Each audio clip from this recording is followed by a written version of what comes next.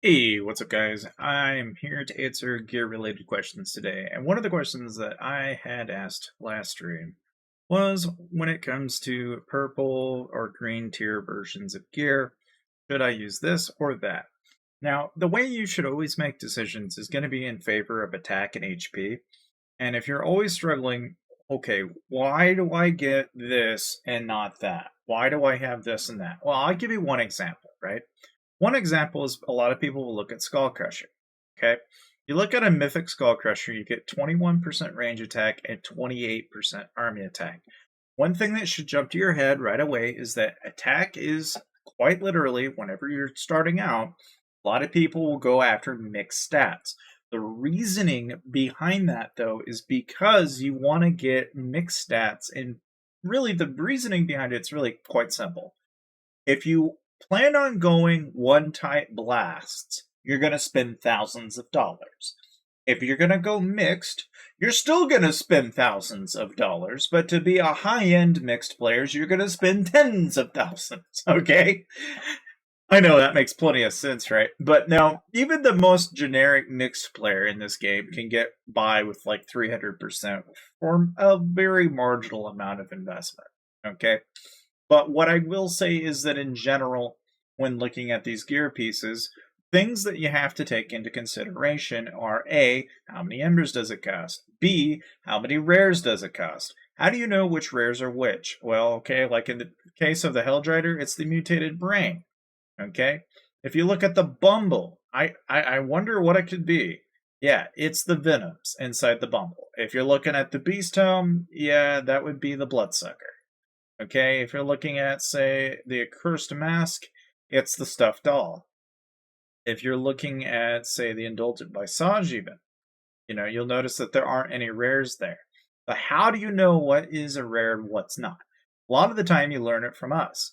People here on YouTube telling you exactly what to look for. In the case of like the champ sets, everybody knows the mains are the piece of rare for the champ set.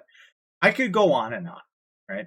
I mean, if you look at like the firewall plate, for example, you'll know that the scrolls are kind of involved in that process. If you look at talons, it's the glowing eyes. If you look at, say, you know, like the codex, for example, it's the skulls. If you look, anyway, I can go on and on. But the main point of what I'm trying to get across to you is that whenever you're picking out your gear, you need to consider what the rare cost is.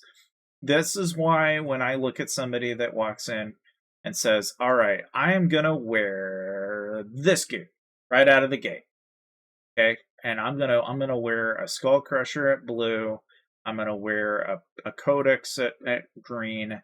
I'm gonna have two gray Blight Rings, and then I'm gonna have a purple Ambrosial. And it's like, okay, all right. At the surface of this, you have the right idea. What you don't realize is how much investment you just asked yourself to go into. Ambrosial cups are steep as hell in expense. Book of the Dead, steep in expense. Polar rings, steep in expense. Skull crushers and anything champion. Pick it. And the cheapest is strides or the leggings. But even then, still very expensive in comparison to a lot of other pieces in the gear combinations that are out there. The only thing that matters, though, is HP and attack. And how do you pick what is good, what is bad? How do I know what slots go where? Is ultimately going to be determined by whatever it is you're trying to do. For most people, okay, mixed stats is the game. So then you're looking at, well, is inf, range, and cav going to be somewhat similar, or is it going to skew it? Is it going to bring it up to here? You're always trying to find a balance. Why? Because if you're, I don't know, infant range is 500%, but your cav is like 20, well, you're going to be stupid easy to hit when I decide to go, flip a table at you and start throwing range at you, because now you have nothing but infantry and range to rely on. So you're going to rely on your infantry. So you're just going to go, okay, not a big deal. I'm going to send cav at you, and you're going to go range. And you're going to say, ha, no big deal. But what happens if I send infantry at you? Now it's just your infantry versus mine. And chances are your infantry is not better than mine. Especially the odds are against you on same type situations. It's not that you can't do it, it's just that generally you're going to be at a disadvantage. Now, that isn't to say you won't get by. It's not that you won't cap. It's not that you won't be able to defend yourself. In fact, even some people would argue it's better than sitting in cat phalanx because cat phalanx and cap wedge suck. Okay.